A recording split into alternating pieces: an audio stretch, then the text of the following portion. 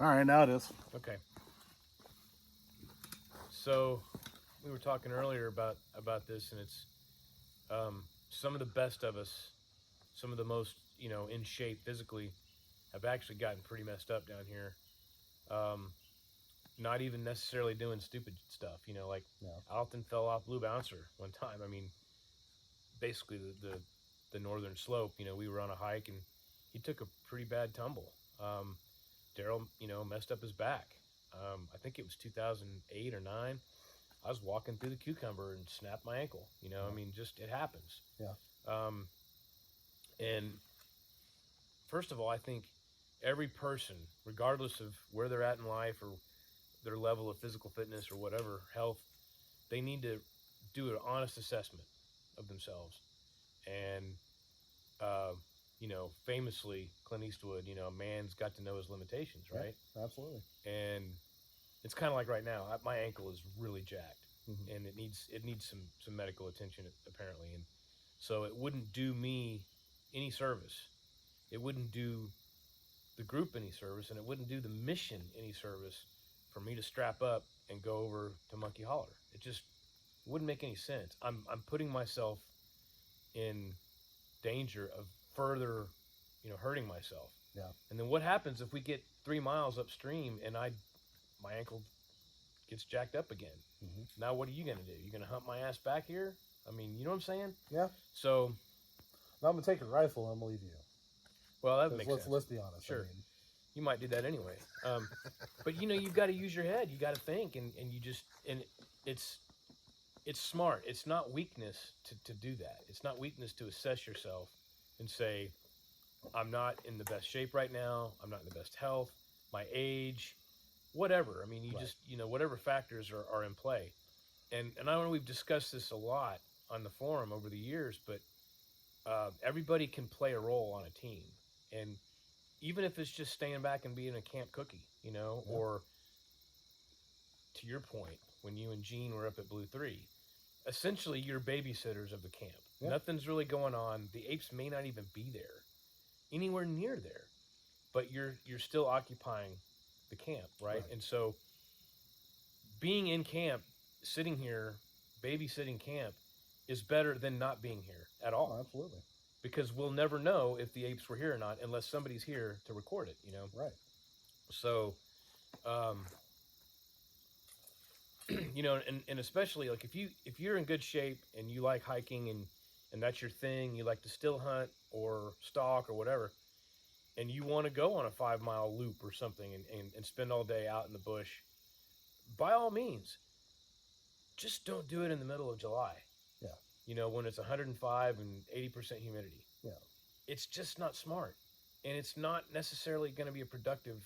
Let's say everything goes right, Hmm. and let's say you get an ape. You say you get a shot, and you actually down a wood ape.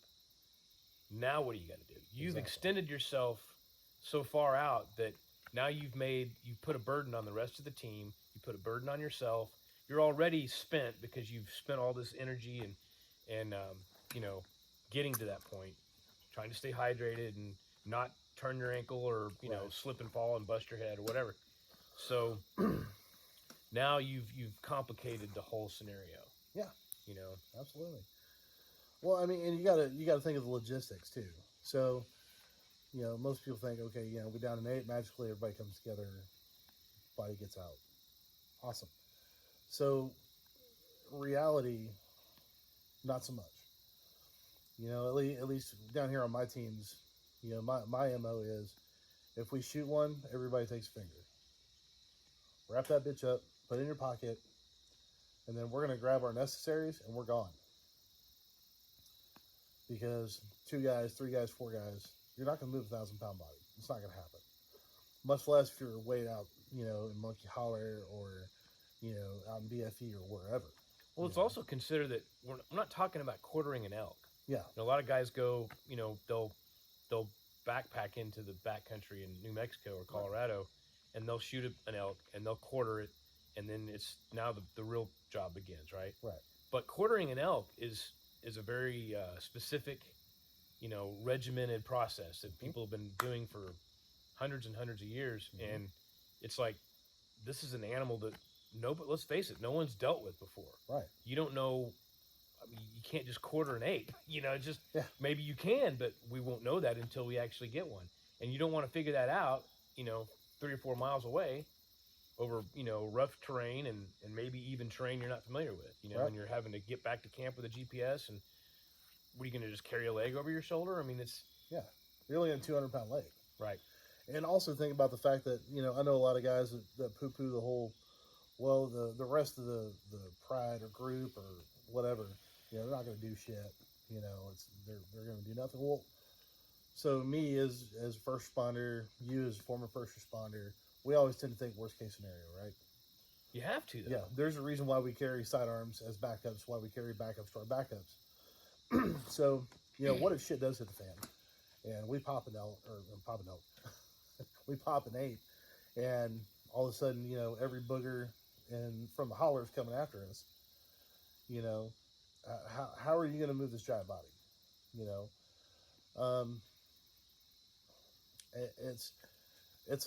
It's a lot of putting, like you said, putting yourself at risk and everybody else at risk for not a whole lot of gain. In the fire service, we're bound to risk our lives. We'll risk a lot to save a lot. Does that make sense? So if I know there's somebody trapped in a closet, I'll risk my life to save them. However, I'm not going to risk my life to save a house when there's nobody in there. Right. So, well, and you try to mitigate the risks, and then you have to try to mitigate the unforeseen risks. You have to plan for them, because if you don't, you'll get caught flat-footed and someone's going to get hurt or worse, And so I remember back in the day, when these discussions were first kind of taking shape, and we discussed that, and it was kind of a foreign concept to a lot of members, where we started thinking about maybe having a security element with the procurement element. You get an ape on the ground, and now you've got to start documenting it, photographs, film, video, whatever, and then you got to start the dissection process or the processing process to get pieces of this specimen out. Right. And so when we first started discussing, well, what's going to happen if his brother Daryl and his other brother Daryl, they decide you're not taking Daryl. Yeah. You're not taking our brother. Yeah. Or our mother or our father. Yeah. And they're going to, or attack. cousin Clem. Whatever. And so, and I remember when we had these discussions and how it evolved, and it was kind of like, we don't need a fire team down there. Why would you want to carry an AR-15? That's crazy. And it's like, think this through. Think this through logically, right? And take it to the nth degree. And it's like, that's the last thing you want, is the rest of the troop coming to grab the body that you just put on the ground. Right. Any means of force, necessary. Right. And I remember it scared some people to the point where they're like, oh, well, maybe I don't want to be a part of this, Right. And other people were like, no, we can mitigate that. We just need to have people to provide, 360 security, in case that happens, while another, group of the team, does the processing, right? And I'm sure a lot of us have, but I've played that scenario out many, many times in my head, usually at 3 a.m. Yeah. And tried to visualize how it could go, And in the best case scenario, none of that would happen, Right. But you have to plan for it and be prepared for it, or else you're really gonna screw things up. Oh, absolutely. And the worst part of that is that, first of all, you could end up with no specimen, and you've gone through all this effort, these decades now of effort to try to make this come to fruition, and someone finally gets a shot and puts an ape down, and then it all goes to shit, and you have nothing to show for it. And in the worst possible scenario is that someone gets hurt or killed, right, in the process, and we don't want that to happen. No. And I believe truly the same can be said for just your daily work in camp. I mean, if you overextend yourself, even with the best intentions, it's the same adage with warfare. The objective isn't always necessarily to kill the enemy. If you can injure the enemy, now you've taken 2 other combatants out of the equation, because they've got to get that guy out. Yep. And so you really have 3 casualties, not 1. Yeah. And you multiply that by many casualties, and you've started to decimate, a platoon or a company or whatever, and once they're not in the fight anymore, then you've got problems. And Right. so I think the same applies down here. And you know um, it's like we were saying. I mean, the apes are here somewhere, Yeah. Somewhere. and they may be 100 yards away. They may be right up there listening to us. Mhm. I don't seem to think so right now because it's been really, really quiet Yeah. since we've been down here. But let's say, for example, let's say that they are up at the mouth of the valley, right? They're almost to the top of that ridge, where Blue 3 was, and they're just hanging out up there. And curiosity killed the cat, right? We're Mhm. sitting here in camp going, where are the apes? There's no apes in here right now. Where are they? Well, let's go find them. Yeah. And let's say in a perfect world, we were able to hike all the way upstream, gear up and get all hydrated and get ready. And and you and I, we go up there, Mhm. and lo and behold, we find the troop of apes. Yep. And we get a shot and we put one down. Now what? I mean, your point is well taken. Grab a hand or a finger, or maybe try to get the head or something. Yeah. But now we got to hike back, Mhm. and it's it's 10:15 in the morning right now. It's very pleasant, and we're in the shade, but it's supposed to be in the 80s today. Mhm. And once you get there, you're spent. Yeah. Now we got to get back, and now we got to do it with pieces of an ape, and possibly with an entire troop of apes right on our heels. Yeah. And you think my ankle's probably not gonna snap at some point? Yeah. I mean, it's just you have to I mitigate. mean, there may this. be a rock or two out here that you can turn it on. Just a few. Yeah, one or two. So you have to mitigate that risk beforehand. Yeah. And so if the decision is, it's probably not in our best interest, it's not in the group's interest for you and I to go do that. Right. As great as it looks, on paper, and Mhm. as great as it sounds on a podcast, it's not very realistic. And at the end of the day, it's fruitless. Yeah. And I know many people have made this point, and you've made this point this morning. It's like most of our activity happens around camp. If you go to the old compound, most of the activity happened within 250 yards of that compound. Mhm. And that's not to say that, and again, this curiosity factor is huge. Because I remember in the early days of the group when we come up here for Operation Forest Vigil, I used to think that all the time. It's like, where are they? Damn it, they're here somewhere. Mhm. Let's go find them. Yeah. And because there's got to be pockets in this valley that are so isolated and so treacherous and terrain prohibitive, where it's almost like a sanctuary for them, Yeah. even though we're in a kind of a sanctuary. Right. But we're here. We've been here. The crew upstream has been in and out. There's probably it's right in the middle of bear season. Mhm. Bow season just started last week, so there's traffic in and out of here, right? Right. So the apes know where they can go, where they know they're going to be safe and isolated, and probably not run into any humans, right? Right. And of course we want to know where that is so we can try to capitalize. Oh, And it could absolutely. be Monkey Holler. It could be the Crow's Foot. It could be there's any number of places, right? Yeah. But are we really doing ourselves any service by trying to, beat the bush and get there to find it? Right. I mean, maybe it's the team is the right makeup of people, where they can divide, camp chores, or, devise a plan where, well, 2 guys will go here, a couple of guys will go there. And we've done that for years, Yeah. But it's just safety really should be the number one issue at all times, I think. Yeah. And health is a big factor in that. Oh, I agree. Yeah. A lot of us are getting older. I'm certainly getting older. I'm not in very good health right now. My lung system, that whole thing is what it is. But so it's it's like, the ego gets in the way, and you don't want to be that guy. Right. You don't want to be that guy that says, well, I'm really not up for a hike today. Mhm. I'm going to stay back in camp, because that's going to end up on paper later, Right. for people to look at, and they're going to go, wow, what a puss, Yeah. what a wimp, and nobody wants to be that person. Oh, yeah. And so that can be a very strong factor in deciding whether you're going to go out and take a hike over the old compound or whatever. And I just think that we just need to be better at using our head. Yeah. You know? Be a lot smarter. Well, that also brings up, like, I know, like, a lot of people want to go see places where events happened, and that's cool. Here's the problem: it doesn't really help the mission right now. So just because something happened over here 10 years ago doesn't mean we're going to walk over there and see a monkey. I mean, I remember my first trip down in here with Alton. He was walking me around and saying, "Okay, this happened here." It was like an encyclopedia, man. Yeah, Like, it's this happened here. crazy. 2006 was happening here in 04 and then 10 and 12. And I'm like, man, that's awesome. You're thinking you're going to see a monkey around every corner, and I get that.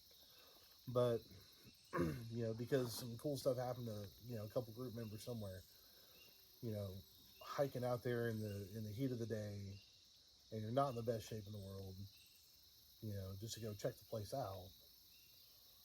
I mean, you could be focusing that energy and that concentration, all the good things, towards something that maybe would give you more of an edge later on. Well, it's like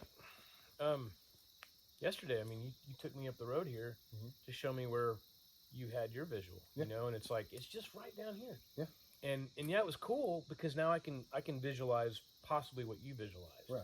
And I can see it. But to me, the starkness of that story and that example was that it's just right over here. Yeah. It's not far. Yeah. You weren't a mile downstream. Yeah. It's not a 4-hour hump through right. Hill and Glen and all the nasty shit. But nevertheless, taking me there to show me didn't produce an ape. Right. It just so happened to be that's where an ape was when you were there. Right. When it happened. So, I get it. I get that level of curiosity. But it isn't always. I don't think it's always helpful, and it's not always fruitful. No. I just had a thought and I lost it.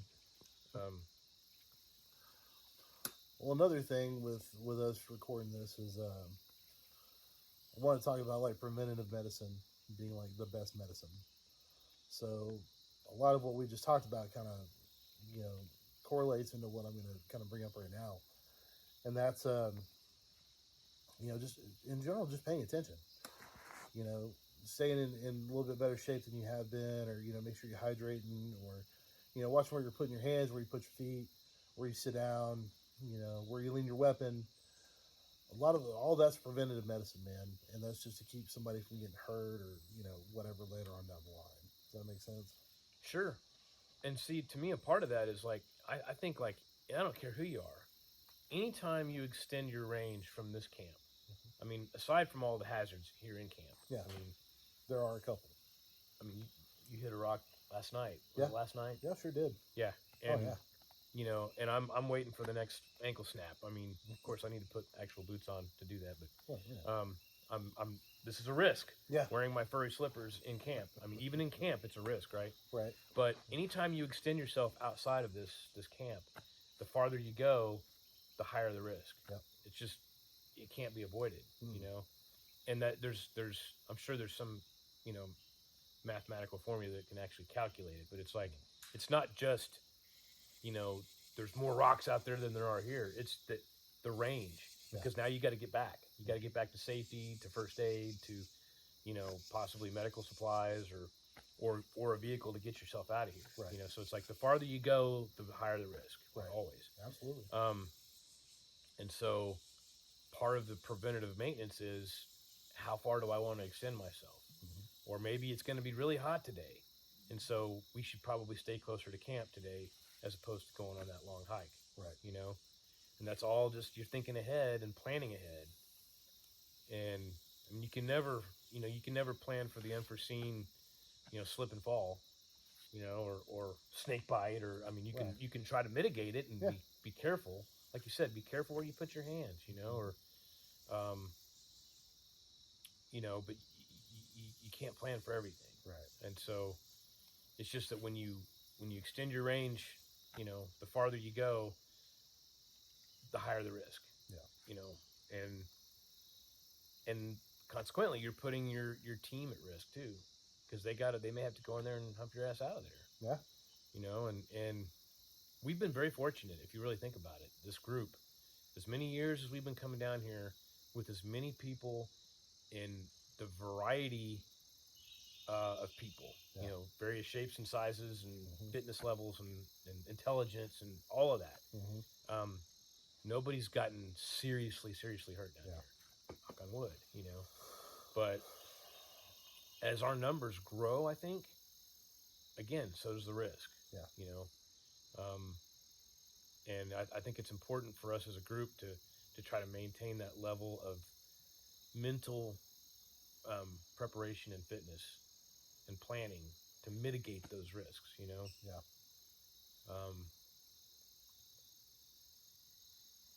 But it's and you know, and again, we talked about this earlier. It's like I've kind of been there, done that. You know, I've been up on Lynn. I've I've done the long hikes. I've done the solo, you know, hide up in at OP1, and you know, and I know a lot of new guys are like, they read about this or they hear about it on a podcast. And I'm like, well, shit, I can do that. Mm-hmm.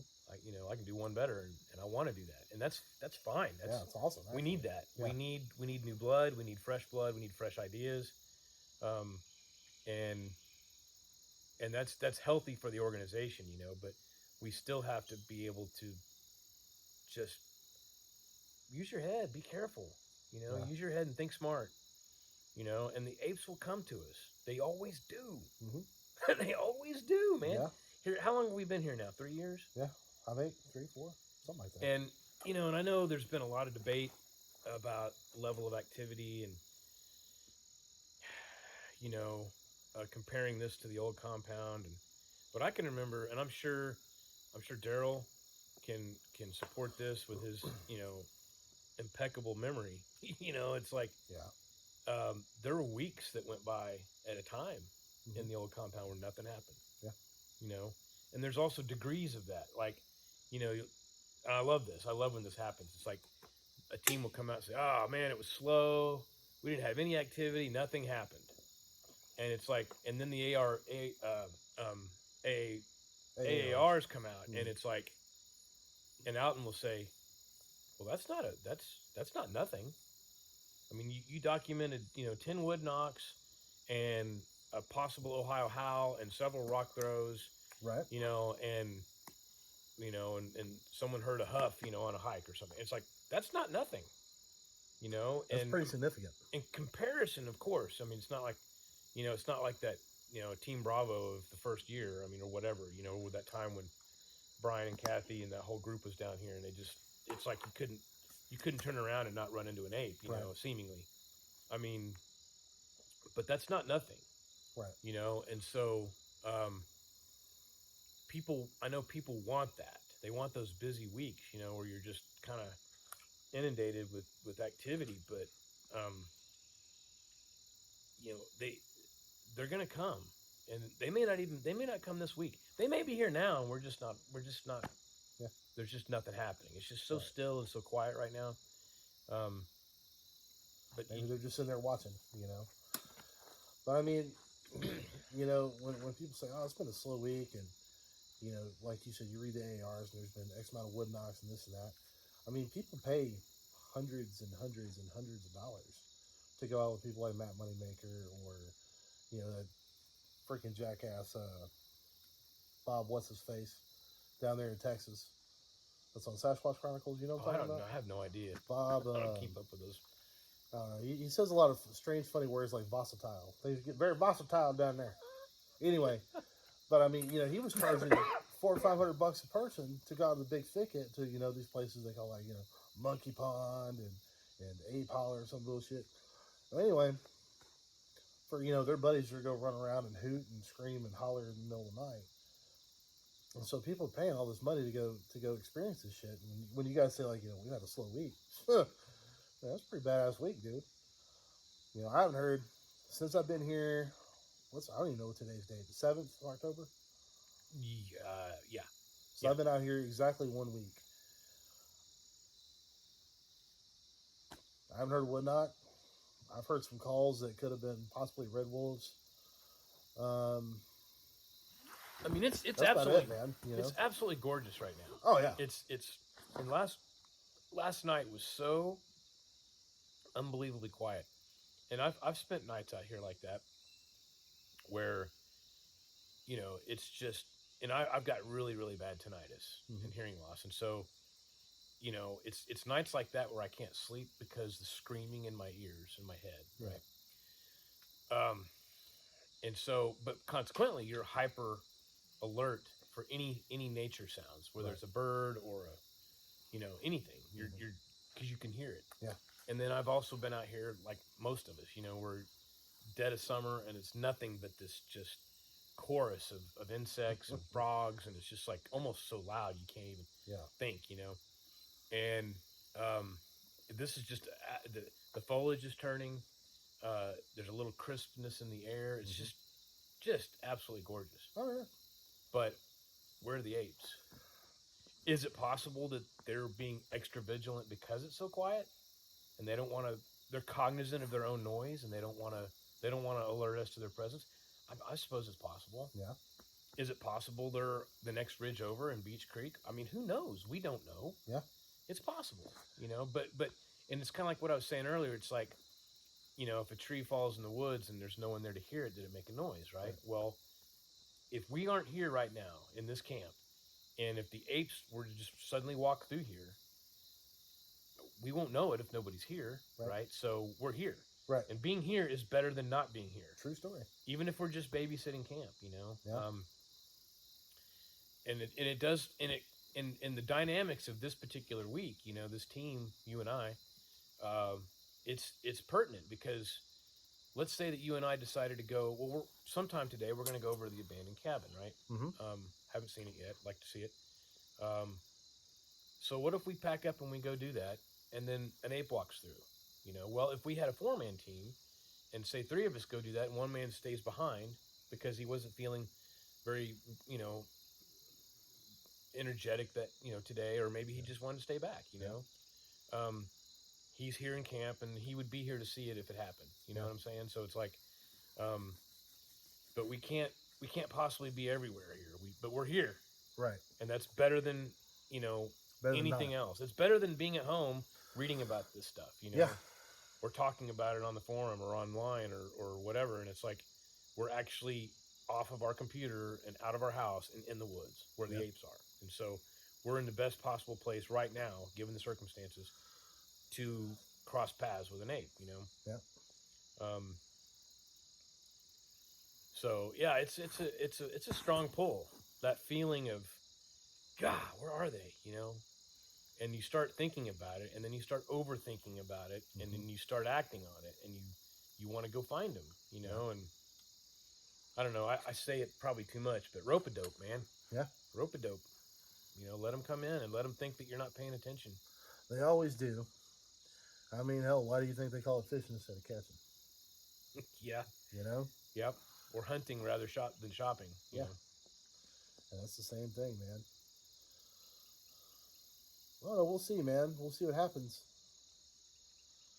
We've got today and tomorrow to hunt, and then Friday we're going to paint.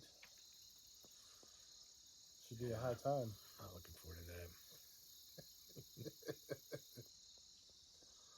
Well, we're doing the NAWAC a good service there, sir. Well, it needs to be done. Yeah. So. Any other pearls of wisdom to the kiddies at home? Oh, I'm sure I've got something, but I can't come up with it right now. We need a Bob Strain and a Ken Homer up here. Yeah. For camp entertainment, at the very least. Bob would have one right off just like that. Yeah, Bob would, yeah. Bobalicious. Anyway. All right. Well, it's been fun, kids. Say night-night, Paul. Night-night. Don't do anything I would.